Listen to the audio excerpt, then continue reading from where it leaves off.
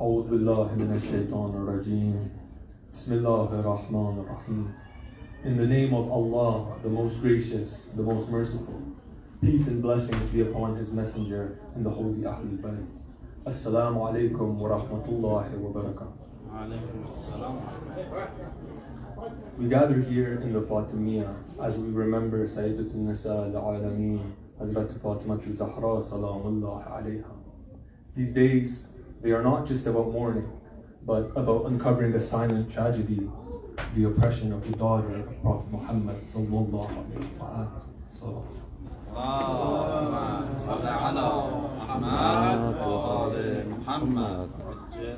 To her father, she was Abiha, the mother of her father. To her husband, she was the source of comfort, strength, and inspiration. To her children, she was the teacher of compassion and sacrifice. And to the world, she remains an eternal example of what it means to be close to Allah. Rasulullah sallallahu alayhi wa alihi was the foundation that held the ummah together. Following his passing, the ummah that he had built began to break, while the hypocrites betrayed their pledge. And in the midst of all of this stood Hazrat Fatima salamullah alayha, a woman of truth, witnessing injustice and lies unfold before her very eyes. This tragedy was the first wound to the very message of Islam itself. Her home was attacked, her rights were taken, and her voice, though silenced in life, became an eternal cry for justice.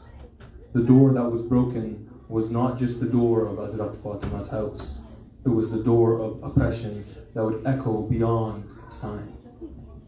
How tragic is it that the first injustice after the Prophet's demise was committed against the very one who's his heart and soul. Through his own words, Fatima is a part of me. Whoever has harmed her has harmed me. Indeed, we all know the sermon of Fadak.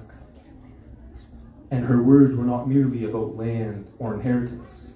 Fadak was a symbol of justice denied, of truth silenced, and of the Ummah's deviation from the path of Rasulullah sallallahu alayhi wa sallam. When she said, "You claim that we have no share, yet does the Quran not say that the prophets leave inheritance to their families? Do you intentionally abandon the book of Allah, cast it behind your back? Do you not read where it says, 'And Sulaiman inherited Dawood', and when it narrates the story of Zakaria, and it says, 'So give me an heir from thyself, one that will inherit me and inherit the posterity of Yaqub'?"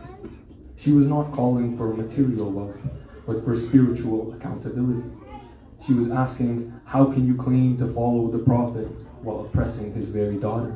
She reminded the Muslims of their covenant with Allah and their duty to the Quran, and the rightful position of her husband, Amir al-Mu'mineen Ali ibn Abi Talib alayhi salatu wasalam. Hazrat Fatima salamullah alayha understood that the imamat was not merely a matter of politics or power. It was the continuation of divine guidance. For indeed, it is Allah subhanahu wa ta'ala who decides the mawla of the ummah. She knew that without Imam Ali, Islam would lose its core, the spirit of justice, the knowledge, and the sincerity that Rasulullah had nurtured. Her defense of Imam Ali's rights were not merely for her husband's sake, but for truth itself. In standing for Imam Ali, she stood for the very essence of Islam, the speaking testament, Al-Quran al-Natiq. Yet despite all these trials, Hazrat Fatima salamullah alayha stood as the ultimate role model, the source of strength whose unwavering stand in Fadak became the foundation for Imam al-Hussein alayhi salam to rise in Karbala, and for Hazrat Zainab salamullah alayha to stand firm in Kufa and Sham. The Ahlul Bayt alayhi salam saw in her the perfection of faith and an ideal believer. And so, as we remember the oppression, let us remember her message. In a world drowning in injustice, Hazrat Fatima calls us to stand for truth, even when it costs us our comfort. If we wish to honor Hazrat Fatima, we must not only mourn her pain, we must live her values, humility, courage, and justice. If we wish to honor Hazrat Fatima, we must let her values live through us, through our justice, through our modesty, and through our prayers, and through our compassion for others. Let every believer strive to make their hearts pure like hers, steadfast and full of light. May Allah grant us strength to follow in her footsteps, to defend the truth as she did, and to live the message that she embodied. And may we, through her intercession, find our holy path towards our holy Prophet and towards Allah subhanahu wa ta'ala himself.